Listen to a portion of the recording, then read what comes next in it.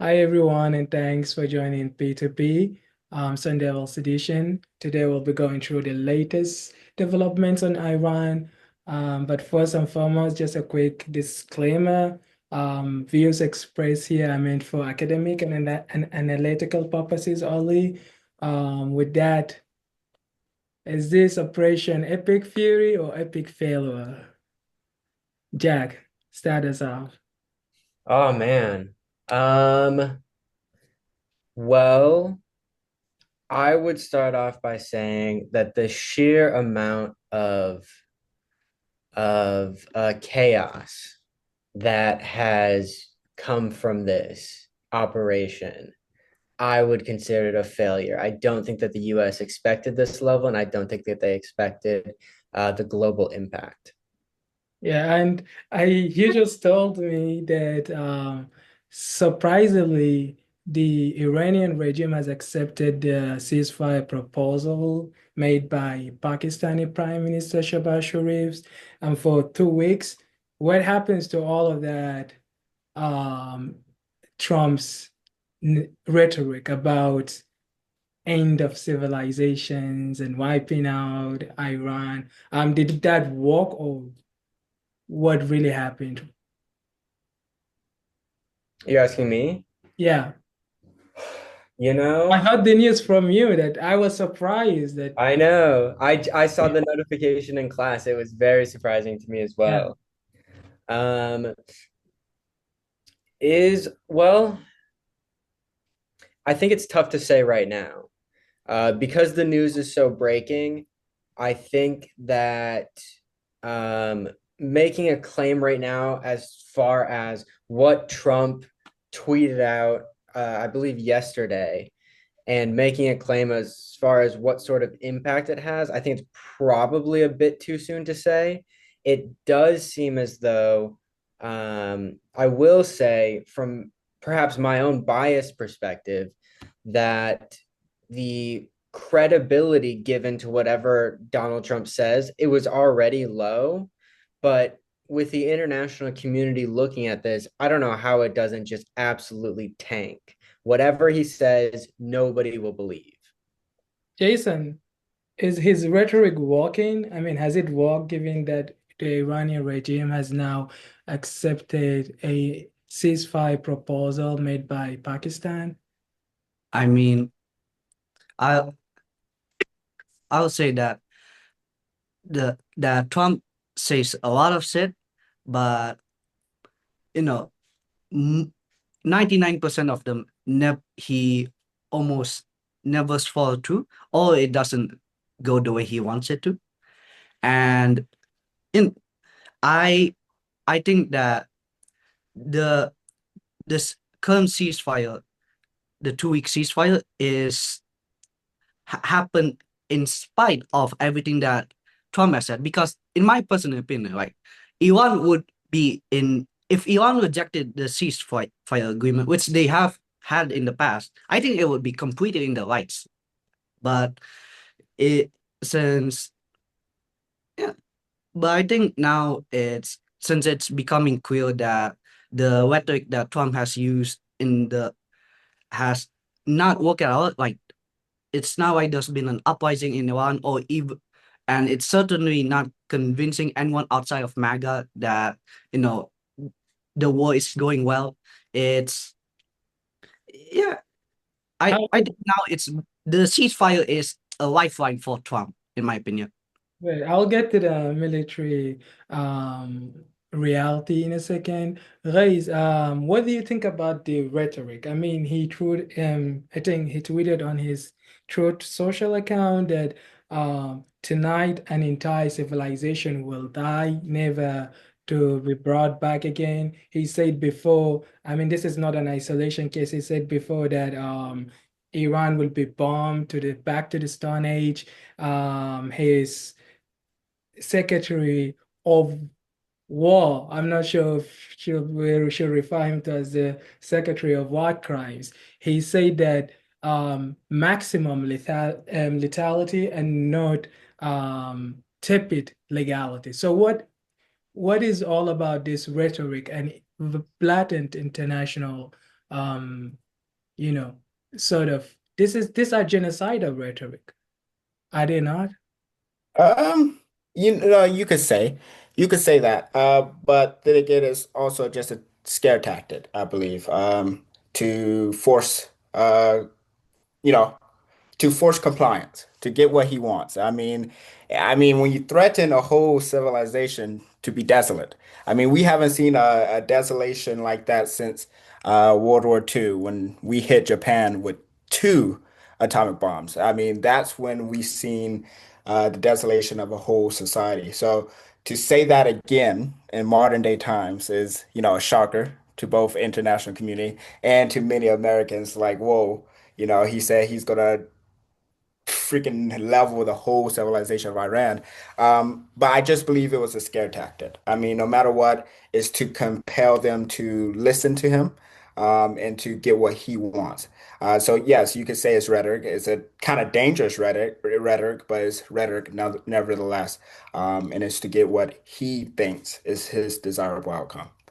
Doesn't that expose his initial claim that, oh, we're going to liberate the Iranian people by what? Bombing them, wiping them out of the map. And more so, what about like any regard to international law? This is like your openly, I mean, this is like a Hitler level rhetoric. It's not about scare tactics. Scaring the IRGC will be, oh, I will wipe the IRGC out of existence. But saying an entire civilization, isn't that somewhere cross? Well, even in the scope of international law, let's remember that UN is ran by a Security Council of many nations, and there's permanent members. United States is a permanent member. Um, let's be honest, the U United Nations has no authority over Security Council members. I mean, any member with a nuclear weapon runs the UN. So let's be honest that international law, in theory, is to have international uh, partnership and cooperation, but it really doesn't tie down nations to a degree because you can't really sanction the United States like you can sanction any other country outside of the most powerful, who's not on the like domination of the world. So I just feel like no matter what, yes, it's a spit in the face of international cooperation to come out so aggressive. But at the same time, uh, we have to look at it like this. He's a stay actor. I mean, he to him he is protecting the interests of our nation. All right. Let's remember that, and Trump ran on this platform that Iran was not to make any nuclear weapon or any He nuclear. also ran on no new wars. Yeah, he did. He ran on no new wars, and he ran on no nuclear weapons for Iran. Um, Currently, as of right now, we have. Let's be honest. Let's remember, for the longest time in the start of this conflict, I don't really call it a war per se. The reason why is because for me to declare a war, f boots have to really be on the ground for war to really commence. And also, let's remember this is presidential authority, not congressional approved. So I do want to just say that boots are really not on the ground as of yet. National Guard units across the nation is getting prepared for deployment. War nodes are coming up maybe. Yeah. But as of right now, Operation Epic Fury has been mainly an air kind of attack, naval kind of operation. So boots on ground as of yet is not really happening. Um, and yes, you have to understand when, he ran on the platform, no new wars. Sure. But he also ran on that platform of Iran not developing weapons, nuclear weapons Got at it. least. Jack, is this the clash of civilization, given that it's some sort of the administration is kind of centering it with like sort of a religious war? I mean, you said there has been no boots on the ground, but just this past week, there has been for a rescue operation, whatever that is, to rescue a U. And then now reports are coming by Sky News that actually it was bigger than just a rescue operation. It was an operation to take out those uranium rich, from Isfahan or whatever that is. And it was a failure because there has been like countless US plane bombs. From the US, they said they burn it down willingly. The Iranians said they shut it down.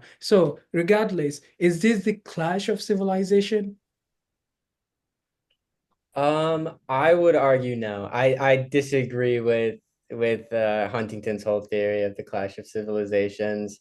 In one instance, we are defending the Muslim world, and in one instance, we're attacking it. So I don't see how this could be framed as the clash of civilizations.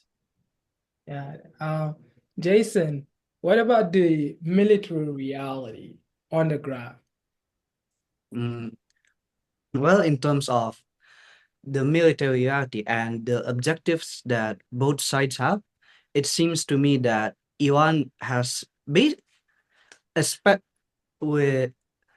that Iran's military capabilities have, for the most part, stayed intact.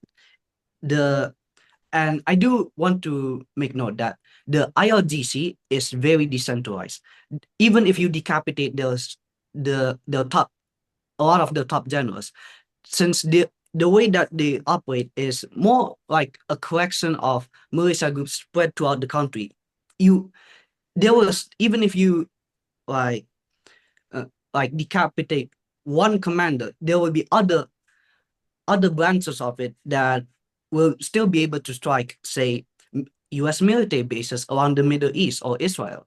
And so to me, it seems if we measuring this in terms of Iran's objectives and the US's objective, US's and Israel's objective, which for the latter, it's to overthrow the Iranian government, right? Which hasn't happened. And for like the main objective of the Iranian government was to inflict as much pain as possible to the US and its allies in the region, which And we'll get to the ally. yeah. Sorry to cut you off. But last time you said if the US is to deploy troops on the ground, that will be a whole different thing. Yeah. In what sense? Like in a winnable sense, or in what were you referring to at the time? After thinking about that situation more, I now want to like separate into like two, you could say two different timelines. The first timeline would be like a more limited underground invasion, and by that specifically invading Cog Island. That's like the first time, which I think is, probably a more, not to talk about the morality of it, but a more realistic goal than in putting boots on the ground to invade the entirety of Iran. So for the latter, I think it's very, while I think the potential outcomes are unpredictable, I think any outcome regardless would be a massive amount of damage to the US as well as like to Iran, to civilians on the ground, right? And so I think that I learning more about the situation, I do still think that even if the US invades the entirety of Iran, I do still think that the Iranian government will survive to some extent, especially due to the decentralized nature of the IRGC. Jack, why are the Israelis in this picture? I mean, they're already fighting on the ground in southern Lebanon, capturing vast majority of that land mass. So if there is to be a military like deployment on the ground in Iran, will the Israelis be part of it? I think the Israelis will be first off the plane. I think if there's any sort of boots on the ground, it will be um it's difficult to say Israeli led, but based on Israeli intelligence, using Israeli military, I think that there can't be any sort of military action without heavy Israeli involvement. But Israel is a country of 9 million people. I mean, if they're not, last time the US fought a war in Iraq, the Israelis were not there. So and this time I don't think they're already, given that they already have facing like huge blows in facing like deep resistance from Hezbollah in Lebanon. I don't think they're in any. I mean, if 9 million US troops die, there will be another 300 US citizens. But if 9 million Israelis die, I don't think there will be anyone left, given that that is the entirety of their population. So I don't think the Israelis would, I think they would be down for it, but just not sending their own troops. Maybe Mossad would be a different case. But Reis, do you think military deployment, US military deployment will do the trick? Being a part of the military, I hope not. I hope we do not get deployed for this conflict. Just because, Trump is keeping his one promise of Iran not having nuclear weapons or not developing nuclear weapons. I just do not see why America needs to get involved in this conflict, first off. And I hope that our soldiers do not have to go to war for this conflict.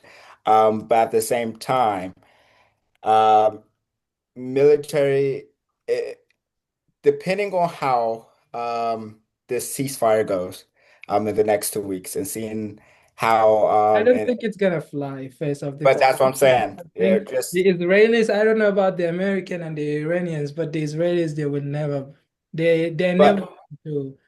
So that's what I'm saying. Just depending on how negotiations are going or how diplomacy works out after these next 2 weeks, and depending on how you know, the Strait of Hormuz is getting opening, how Trump might be, views that, and Israeli influence within American politics and how they direct the presence here. Um, I it might come to boots being on the ground, and if we want any resolution, it will be through boots on ground. If not, through us just desolating that How whole is nation. that any different from Bush, from LBJ, from his predecessors? Well, Those, we can't really compare with LBJ because we totally lost that conflict. Vietnam was a shit show. But when it comes to Vietnam is one fate of the Iranian um landmass. Iran, like Vietnam, Iraq, and Afghanistan combined. So if LBJ fails in Vietnam, Bush and his predecessors, or what that the president that's come after him, lost in Iraq. If Biden, um, withdrew from Afghanistan after 20 years of war, how is Iran going to be any different? it really won't be. I mean, it will be another 20 plus year long war. If anything, I So mean, you we said have. it's a whole different war Well, from no, I just today. say geographically. Those two conflicts are different because we did not know the land of Vietnam at all. We went in there blindly, which led to many American deaths. That's the real difference between the Vietnam conflict and these modern day wars. We totally was not prepared for Vietnam at all. They really surprised us, and we really got our butts handed to us. But when it comes to Iran, it will be a 20-year plus war, if anything, if we're stuck out there. Um, it will be but we will again devastate the Middle East. So it will be another destabilization to the Middle East, not helping them resolve any of those issues. Like it would literally destabilize the Middle East again, and for generations to come if we do go into a full-blown conflict with them, Yeah, a battle conflict at least. well said. Jason, what about the global economy and the impact that this war is having on it, especially with the blockade of the Strait of Hormuz, and who is benefiting? I mean, it's been all champagnes and feasts in the Kremlin. Russia, So do you like Russia specifically or everyone in the I global mean economy? everyone, but yeah, Russia as well. Okay, yeah. So I mean, first I do just want to say for the countries in Asia, and by that as in like to the east of the Middle East, it's a bunch of shit. So it's I mean, I think of the people already knows this, but most countries in Asia import a lot of oil, and all not oil, but a significant chunk of that oil comes through the Strait of Hormuz. And so we can already see in the governments in the Philippines uh, and South Korea, Japan are all like stocking up the oil. Some of them are like declaring state of emergencies because of the energy crisis that's created from the war or conflict in Iran. And it's and I mean it's re really not a good thing for the civilians because due to the rising fuel prices as well. Yeah, Now what in about Russia? yeah, in so for Russia, they now since Russia is an export oil dependent economy, obviously they're like raking in the increase in profits. And it I mean I don't I mean not really sure Doesn't that put Ukraine, if Russia is making like a lot of money given this oil price rising and also lifting of sanctions, isn't Russia benefiting so much from the war that puts Ukraine in somewhat I weak mean I'll position? from the underground like updates on the battlefield right now in Ukraine, there hasn't actually been much Russian advancements recently. Actually, in the south parts of Ukraine has actually been remaking some gains as well. So I would say that it's still too early to see the full extent of the rising prices on Russia's revenue and its impact on the war in Ukraine. I will also mention that like Ukraine has been sabotaging a lot of Russian energy infrastructure. So even if with rising and oil prices, all of that could be inhibited due to disruptions in the supply chain by Ukraine. Maybe the Russians are busy counting all of those profits. But Jack, what about China? What does Uh, it stand to gain or lose, if anything, from this war? I mean, just the era of US dominance slowly slipping away. I don't I wish I could give more of an in-depth analysis than that, but genuinely, I think that that's all that is represented in this conflict, and in the years to come, I think that that's how this conflict will be remembered as. Does that embolden Chinese position in, say, the Taiwan Strait, given that, or Asia more generally, East Asia more specifically, given that the US have, taken out a lot of those defensive weapons, redirect them to the Gulf for defense, and given that that might have set a precedent for like international law violation, but more so because the US is way stretched in East Europe with Ukraine and now in the Gulf. Doesn't that put China in a much more stronger position in East Asia? I think no matter how you look at this, China will have a much stronger position, whether you want to look at militarily, economically, global influence in any way, shape, or form. China stands to benefit from this. But that's a great analysis by you. I mean, looking at East Asia and those areas, without a doubt. I do think that the quote unquote stretching of the U.S. military will be short lived, but that's because that's my opinion on the war in general. But I think that the much more long lasting consequence will be the slipping U.S. influence over the global economy. Yeah. Reis, what about the NATO allies? Um, was it a smart or sort of cowardice decision by the Europeans to not join this war from the get-go? And what about the state of relationship between them and the White House? Well, technically, NATO doesn't have to join this conflict. United States wasn't attacked. We attacked Iran. So technically, by the charter of NATO, they are kind Right. of legit. Like they're right in their reasoning of why not joining this war. But let's remember, Donald Trump do not like NATO at all. He has been combative with NATO or has came after NATO in both of his terms. The first term, he almost withdrew because they weren't paying their dues. He got them to now, well, they kind of didn't pay that 2%, but now they are reaffirming that they are going to pay that 2%. So we will see.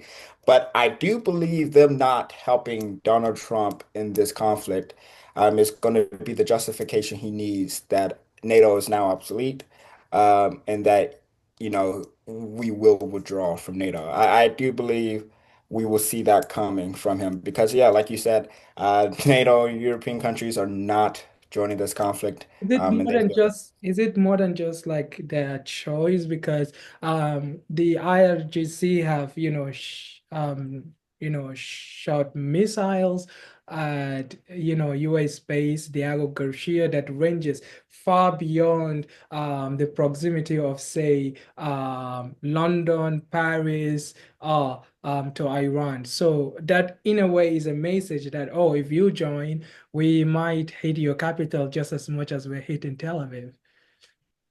that could be. Yeah, and then, they don't have the military capacity to really join and fight this war. So that could also be another factor because remember, everyone has state interests. Everyone has an interest for their nation. So maybe they just do not have the capacity to join this war. But like I said, Donald Trump is very adamant of that. He believes that NATO allies should be joining this and helping in America's pursuit. So we will definitely see a fraction, like a friction happening within NATO once this kind of settles down. We will.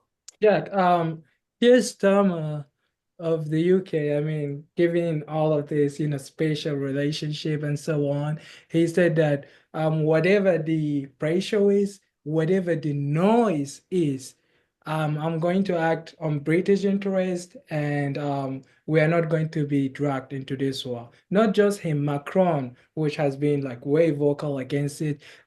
He says, I mean, well, Trump also attacks his wife and so on. So he said, responding to it will, like he said, it's neither befitting nor worthy of his response. That's a lot of balls coming from a French president to the president of the United States. And even Giorgia Meloni, who was like his closest ally in Europe, has denied the use of, their base in Sicily for any US military activities against Iran. What do you think about the state of the relationship between these countries? I think that when you take an isolationist stance and you try to cut off your country from the rest of the world, they will respond. And if you have a president like Trump who is pushing economically for independence and a lowered relation between countries, you're going to see results of that ripple out in every issue that comes up internationally. Um, Now, again, I feel like I've kind of expressed Is my this sense. is this the European, opportunity? I mean, given that, oh yeah, as you mentioned, like the way he's been treating them, or they're weak and so on, and tariffs and a lot of humiliating acts by him. Given all of that, and say the Greenland taking, that was a huge fiasco as well. Given all of that, do the Europeans now see an opportunity to for a divorce, for say, from the United States? The question I don't think is whether or not there's an And opportunity. can they even? That's a great question too. I would lean towards no, but in addition to that, I'd like to say that I'm wondering if many European nations are hedging their bets. If they realize that Trump is a temporary figure, has a finite amount of time in office, and then perhaps things will just go back to normal. I don't think, as much as Trump has changed the international field I mean, you got to remember how short he's been in office. I understand that he had his previous term, but truly he has spent a very short time in office so far. I do think that we're not at the point that other nations have given up um, with regards to their relations to the U.S. I just think that Trump has hurt it pretty significantly, and knowing how international policy tends to sway back and forth, it would be hard for me to see any American politician that really wants to make a run at presidency to continue an isolationist policy, economically speaking. So you're saying they should just, hold on, buckle up their seatbelt on this storm until the storm passes. I'm not saying what they should do. I don't listen. I'm not the one making those sorts of decisions. But do I think that that's what they could be doing? I absolutely could see that as a realistic If possibility. all of those things happen in just like 1 year now, well, good luck to them surviving another 3 years. Jason, last time you say that the Gulf, Iran was stupid to attack the Gulf regions because they were already diplomatically, or you said they're antagonizing them by those strikes. But when they were building up diplomatic ties before the war, um, is that proven to be a good strategically so far or not?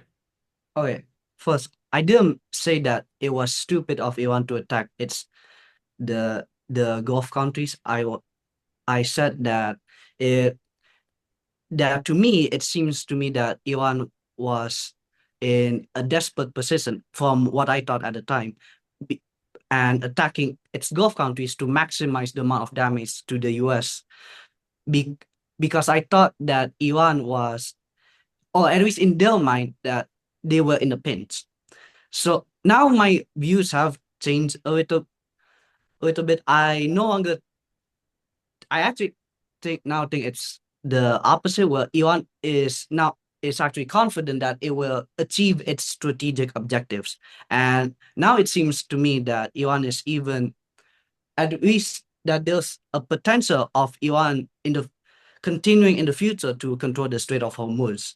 So would so in terms of Iranian military objectives, I think it's been a massive success for them. Exactly. Especially, I think for the Gulf, this after all, the one that are hosting U.S. bases in the first place, and attacking them actually gives Iran a huge all sort of leverage on those Gulf countries to put pressure on the U.S. to end the war, because and Iran also like can literally destroy them, like if they hit those or destroy those desalination plant, which make up about 90% of those countries is water, like clean water to drink. But Reis, given all of that, does that change the psychology in the Gulf for say they view the US, I mean they give, they sent trillions of dollars in US for investment, giving Trump himself airplanes and so on, just for US security. Doesn't that prove to be a liability instead of security so far? Um, I right now I would just say that is an inability. It's really not secure for us to if it goes against the interests of those nations. But then again, we're not on that strategic, we're not a part of that strategic planning of what they know. Like I cannot speak on the intelligence that the military has on Iran and their strategic operations. And we cannot say for sure what Iran has strategically on the United States. Um, so right now I would say that, you know, no matter what, this is hurting our nation like it's hurting many of our allies. Heck, Americans are feeling the cost of this conflict, and everyone in Europe is kind of feeling the backwash of this conflict. So it's not like right now, as of right now, I do not feel confident for us continuing this conflict, but I do not doubt our abilities to achieve the mission that we're trying to set out for. I do not doubt our abilities to get what, President Trump is aiming for. Well, let's hope for the best, and thank you all for joining. Have a good one. Wait.